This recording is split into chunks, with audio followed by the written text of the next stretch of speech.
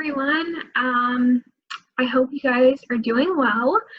This is the first video of Chapter 8.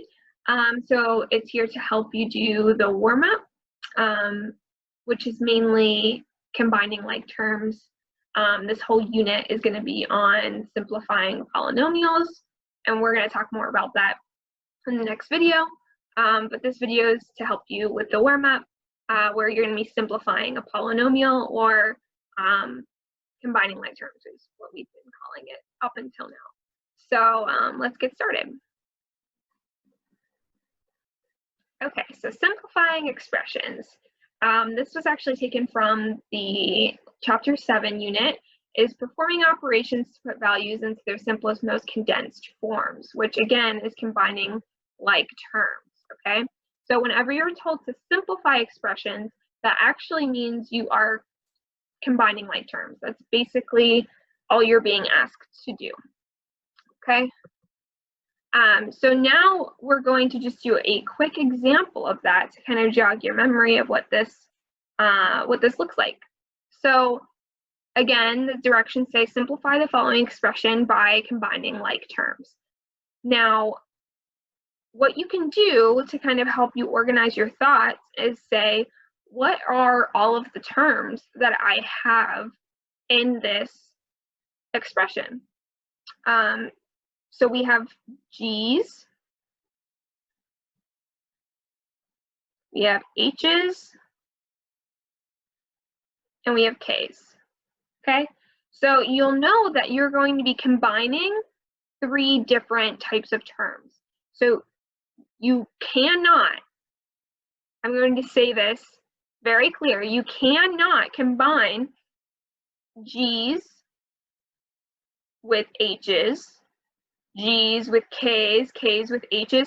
You cannot do any of those. You can only combine G's with G's, H's with H's, and K's with K's.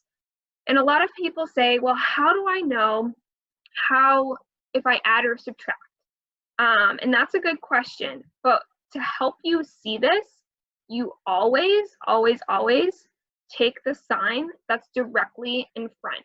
So in this like negative 4g example, there's a negative sign. So when we write out the expression, when we're going to be combining our g's, it's a negative 4g. Now what's our other g term? This 3g here. But what's the sign in front of it? A minus sign. So that minus sign doesn't disappear. It carries with the 3. So whatever sign is directly in front is the sign we're going to be using, okay? So that's your G expression simplification. You can write parentheses around these to kind of help you realize that you have to perform that before it's fully simplified. So what about our H's or our blue expressions? We have 3h and then we have h. But do we plus or minus that? Well, let's look at the sign directly in front. It's a minus, so that means we're going to minus h. And then what about k here? K is all by itself. We have no other k's. There's a plus sign in front of it, right? Look to the sign directly in front of it. It's a plus sign. So we have plus k at the end, okay? So now we can actually go through with our simplification. We have negative 4 minus 3. So we're decreasing a negative 4 by 3. We're making a negative 4 more negative by 3. So that's going to be a negative 7 G. And then we have 3h minus h. What's 3 minus h, which has a coefficient, an invisible coefficient of 1? So what's 3h minus 1h? 3 minus 1 is 2, so we have 2h. So now you might be wondering, Miss Amber, what about the sign on the 2h? Well, if it's a positive 3 minus a positive 1, 3 minus 1, is that going to be a positive or a negative 2? it's going to be a positive 2.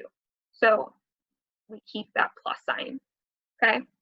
So again, it's the sign on the term, and the sign that's in front of the term is the sign that's going to carry for your operation, okay? So it's a positive 2. So it's a plus 2h. And then nothing happens with the plus k. So that's just going to drop down, and this is our simplified expression, okay? So I recommend, these are my steps, would be to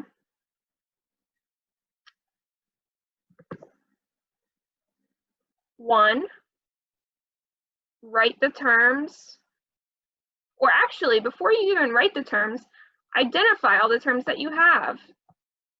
Like how I went through and said, well, there's a G, there's an H, and there's a K. So identify first, then group based on the same ones, and then simplify. Okay, so that's what I recommend to solve problems where you're asked to simplify expressions or combine like terms. And if it is going to help you, remember you can only combine like letters or like terms that look exactly the same. And the reason for that is because each letter represents a certain number or a certain value. So if I say, you know, if X is going to be $1 and Y is going to be $20, if I say, hey, I have 3 1s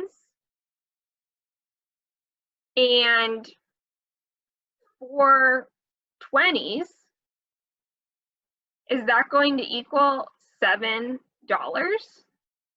No, right? Because Y doesn't equal 1, Y equals 20. So a lot of people just see numbers and letters and say, well, 3x plus 4y, well, that's going to be 7x. Well, no, it's not. You're going to be getting a lot more money, and you don't want someone to rip you off like that. So just keep track of your variables. Only use the ones that are exactly the same. And when I say exactly, I mean exactly. Like, don't, even if you have like 1 over x squared, that is not the same thing as an x squared. If you have like 5x squared, you cannot combine a 1 over x squared with an x squared, okay? So just remember, you can only combine the exact same things, and you must use the sign that's directly in front of the term to figure out if you're going to be adding or subtracting those terms. All right, well, I think that's pretty much it for this video. It's pretty straightforward. If you have any questions at all, please ask. And if you have any feedback for these videos, we'd love to hear it.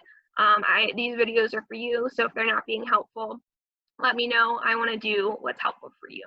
So I hope this was helpful, but I'll always ask if it wasn't. So see you later.